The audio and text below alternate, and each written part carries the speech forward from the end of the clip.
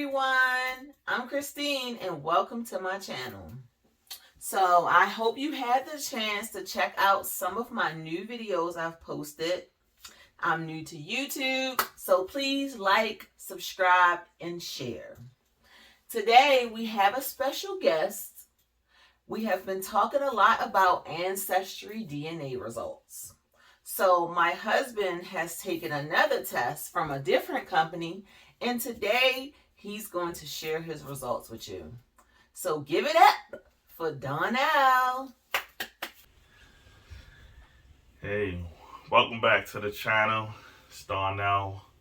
I'm here with another video about my ancestry. So first I took the ancestry DNA test, and when I got my results, I was like, alright, I'm feeling it. Got the Nigerian up in me. But I was like, man, do I really trust these sites? Let me find out if I do 23andMe, if it'll be a little bit better, or the same, or worse, right? So we're going to dive into it, and I'm going to tell you about my results with 23andMe. So first, on the ancestry report of 23andMe, says that I'm 89% sub-Saharan African. Now, we all know, as dark as I am, I was going to be a high percentage of sub-Saharan African. So at 89%, I was like, okay, I can roll with that. I initially thought I was going to be, at least 98%, being as chocolate sexiness I got all up in here. I felt like, that was all Africa up in me. I might have had like 2% left, might have been, some Indian. You hear that folklore that you got a little Indian up in you. But I take the 89%. So we're going to go down to the breakdown. So out of the 89%, 77.2% is the West African region.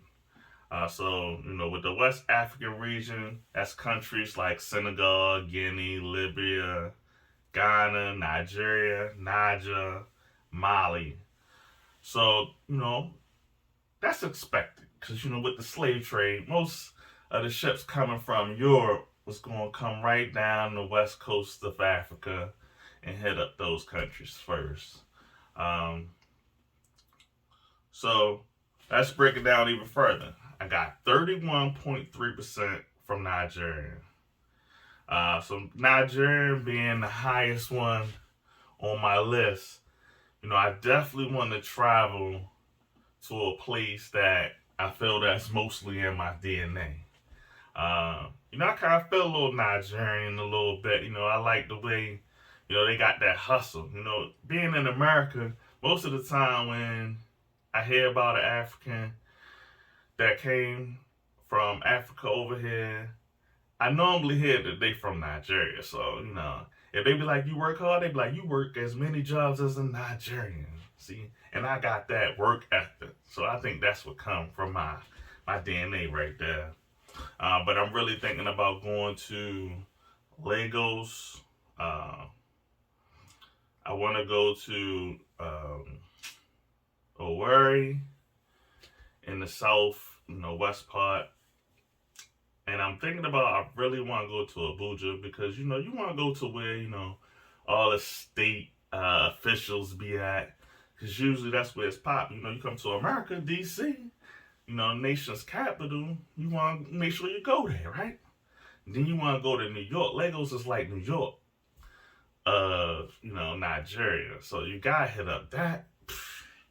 And then Owerri is like the calm, laid back. It's like the Columbia, you know what I mean? It's like the South, I would say like Florida of Nigeria. You want to go somewhere where, the beaches and it's hot. That's where you go. So now I've been doing my research. I'm trying to figure out what's the best place to visit. So next on the list, take upon 3 countries.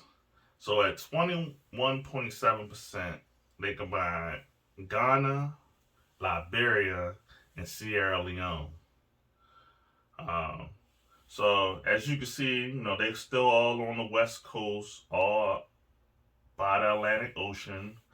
So the ships came through, hit up the Ivory Coast and Ghana. And as you can see on the map, that it's very close to Nigeria as well. So number 3 in West Africa, we have Senegal, the Gambia, and Guinea. They call it the Senegambian and Guinean people at 9.5%. Now, Senegal, I was like, all right, Senegal has the most western part of Africa.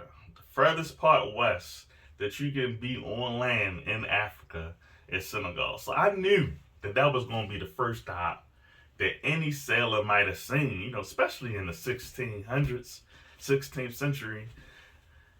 They didn't have the technology that we have now. So, as soon as they spy some land, that's where they going. So I was like, all right, Senegal has to be the place that we visit. That's going to have the most history when it comes down to, who we were as Africans.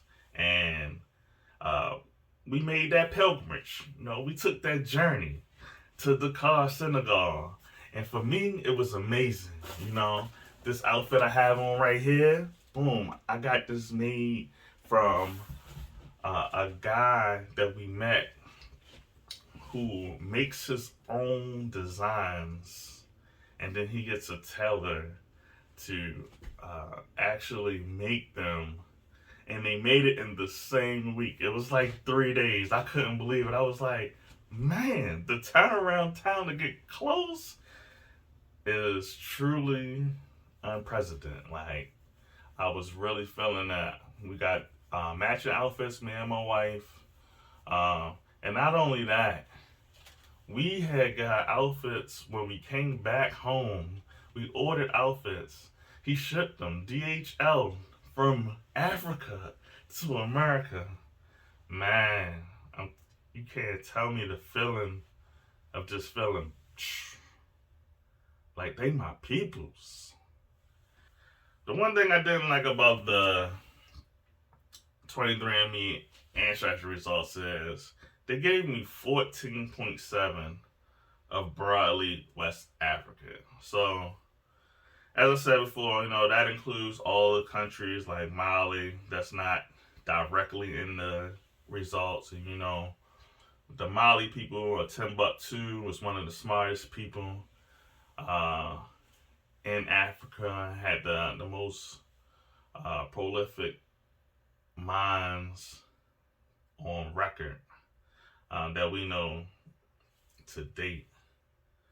But most definitely, that would make me have a lot of percentage of West African out of my DNA.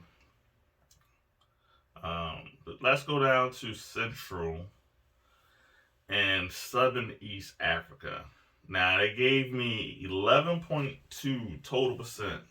So that region is Angola, Democratic Republic of the Congo, Uganda, Kenya, and Tanzania. So after watching a couple of YouTube channels, looking at videos, East Africa was looking kind of good to go. I want to travel to. Want to go to Kenya. Want to go to Uganda. Zambia and Tanzania. They all on my list. So one day, you'll see one of those travel videos of us in Africa living our best life. So now let's take you down. So at 9.4%, we got Angola and Congolese. Now, Angola and Congolese, it's Central Africa, but Angola is situated on the west coast. They have some water, but Congo is landlocked. It's surrounded by other countries, has no water. Your boy has 8.9% European and then 1% Scandinavian. So I got a little Iceland, a little Sweden up in me. All this is mostly western parts of the Europe. And then last 1.1% broadly northwestern European. And that's basically, all the countries. France, Germany, Sweden, Finland, Iceland. Now, at 1.2%, I have an overall total of my East Asian and Indigenous American. So that includes Chinese and Southeast Asian at 0.9%. Indonesia, Thai, Vietnam, those are all places that will fall under the Indonesian and Thai, Kama, and Myanmar.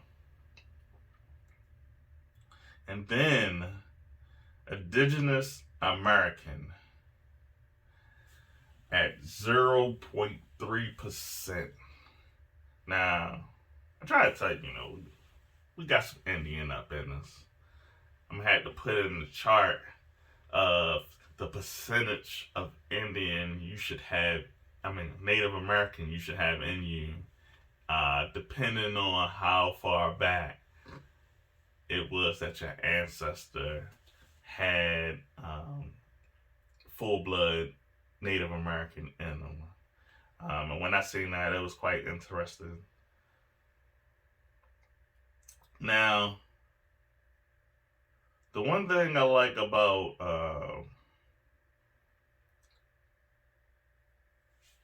23andMe is it shows like all the breakdown already. So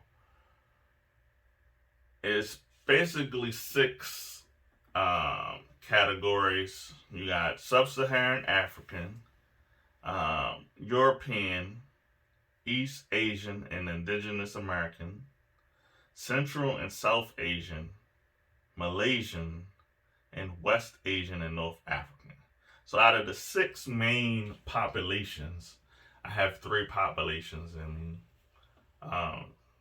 So at Sub-Saharan, I have 89%, Europeans 8.9%, and East Asian and Indigenous American at 1.2%. And that's my 100% of my DNA that's in me. So with that, you can see I represent the African proud. Get a lot of compliments on my African pendant. I had some people try to be like, is that Texas? No, man, it's the whole continent of my people. We buy black, we support black owners, and we live life. Until next time, peace.